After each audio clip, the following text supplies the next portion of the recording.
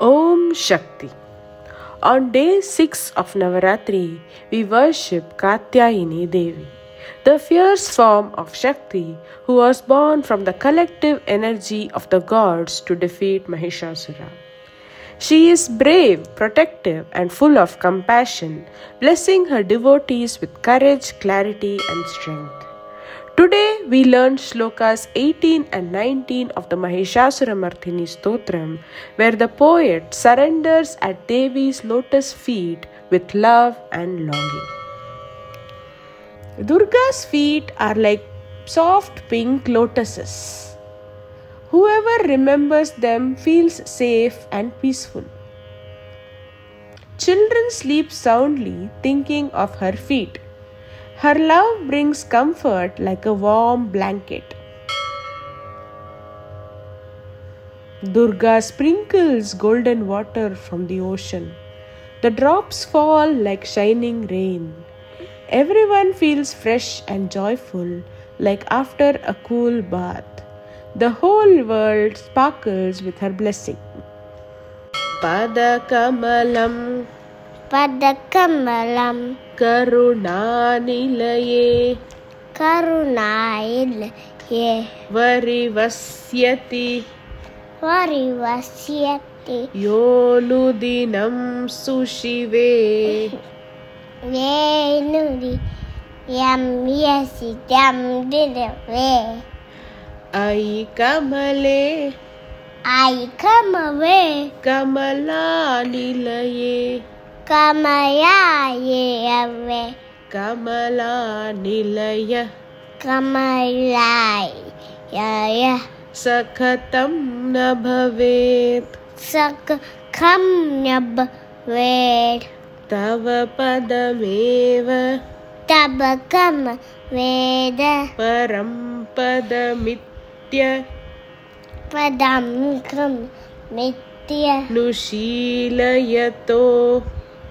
Sukilay Yo Mama kim na shive Mad Mama kim na shive Kim Nashive Jaya Jaya Jaya Jaya Hey Mahishasuram Mardini Ramyakapartini Shailasute Kanakala Satkala Kanakala Satkala Sindhu Jalairano Sindhu Jarairanu Sinjati te Sinjasute Gunaranga bhuvam Gunarangabhuvam Bhajati sakim Bhajati Sakhim Nusachi kucha kumbha Nisaki Chishakumbha Tati pararamba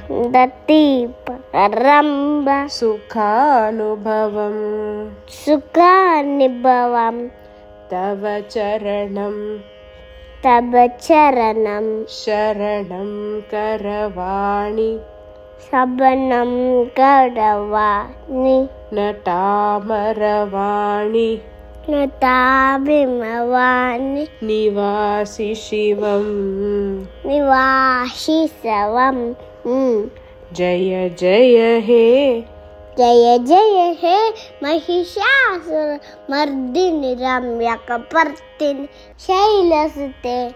Now let's go to the line by line meaning of today's shlokas.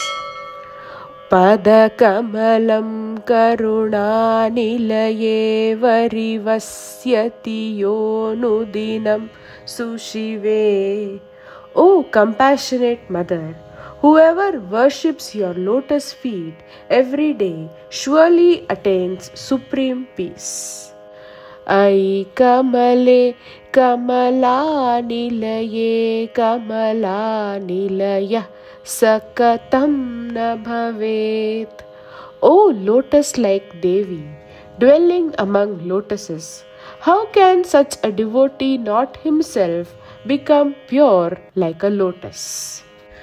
Tava padameva param padamityanu mama kim na shive. For me, who meditates only on your feet as the highest truth, what bliss would be denied? Jaya Jaya He Mahishasuramardhini Ramyakapartini Shailasute. Victory, O Mahishasuramardhini, the radiant daughter of the mountain. Let's chant this twice, first flowing like devotion, then slowly with surrender. Padakamalam karunanilaye varivasyati yonudinam sushive. Aikamale kamalanilaye kamalanilaya sakatam na bhavet. Tava padameva param padamityunushilayato mama kim na shive. Jaya Jaya He Mahishasuramardhini Ramyakapartini Shailasute. Padakamalam karunanilaye varivasyati yonudinam sushive. Aikamale kamalanilaye kamalanilaya sakatham na bhavet. Tava padameva param padamityanushilayato mama kim na shive. Jaya Jaya He Mahishasuramardhini Ramyakapartini Shailasute. Now let's go to the line by line meaning of shloka number 19. Kanakala satkala sindhu jalairanu sinchati te guna rangabhuvam. O Devi, your virtues shine like golden streams bathing the stage of creation. Bhajati na kim na sachi kucha kumbhatati parirambha sukhanubhavam. Whoever worships you surely enjoys bliss deeper than even Indra's embrace of Shachi.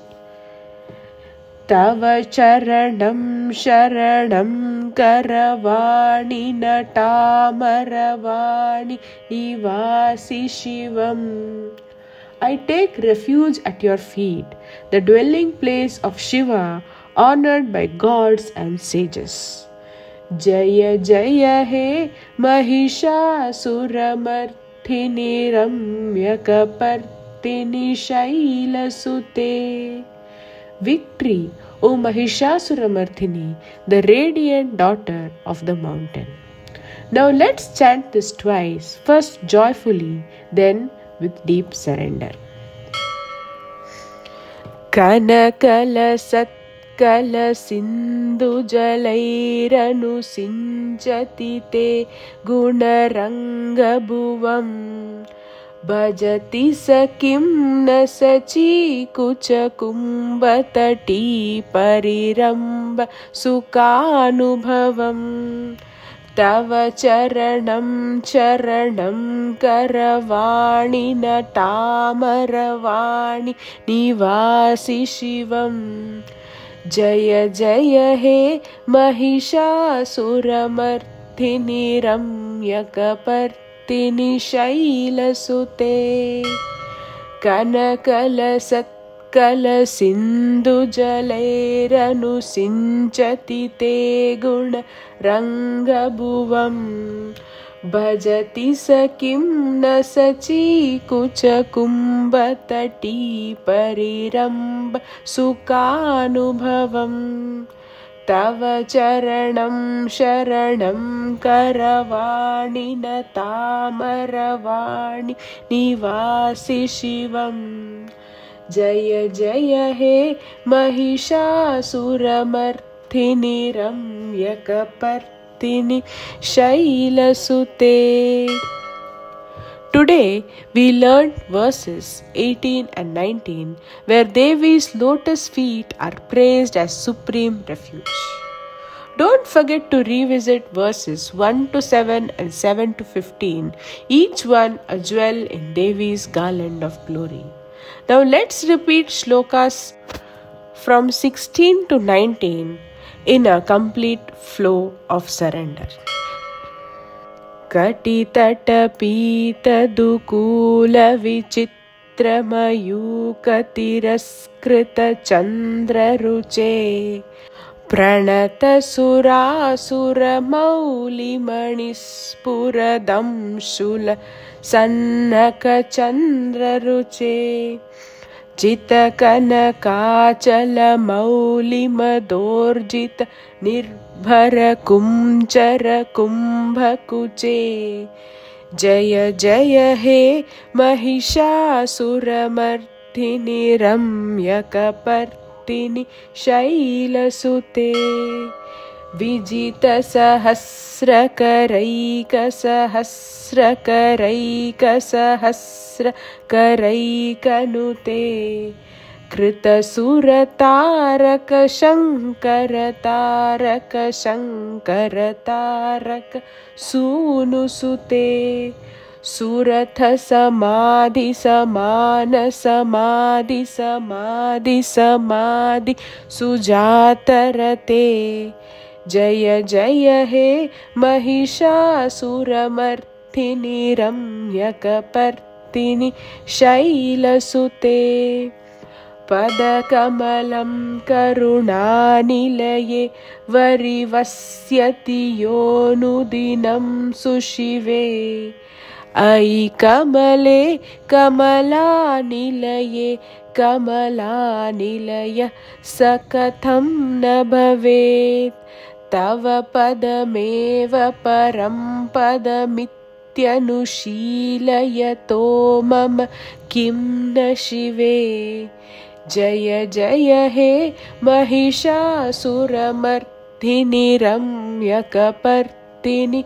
Shailasute Kanakala-satkala-sindhu-jalairanu-sinjati te guna-rangha-bhuvam Bhajati sa-kim na-sachi-kucha Kumbhatati parirambha-sukhanubhavam Tava charanam sharanam karavani nataamaravani nivasi shivam Jaya Jaya He Mahishasura-mardhini Ramyakapartini Shailasute.